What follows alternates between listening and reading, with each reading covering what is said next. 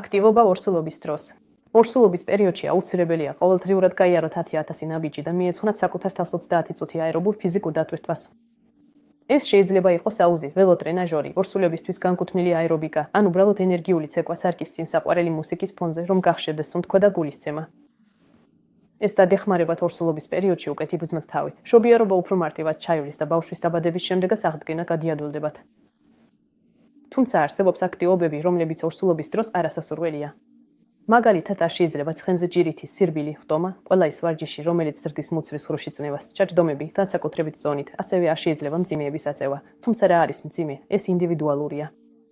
თუ 2 კილოგრამი თქვენთვის მძიმეა, მაშინ 2 კილოგრამი არ უნდა აწიოთ. თუ 10 კილოგრამი მარკებად გეწევას, მაგრამ 15 უკვე მძიმეა, მაშინ 15 არ უნდა აწიოთ. აქტივობაზე საუბრისას მინდა აღვნიშნო შემდეგი: მიტოქონდრიები, რომლებიც ორგანიზმში ენერგიის გამომუშავებაზეა პასუხისმგებელი, ხოლო კლედისგან მემკვიდრეობით გადმოიცემა.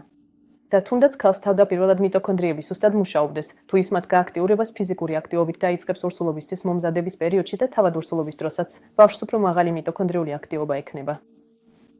რაც უფრო მაღალია მიტოქონდრიული აქტივობა, მით უფრო ენერგიული ხდება ადამიანი და მით უფრო მეტს აღწევს ცხოვრებაში.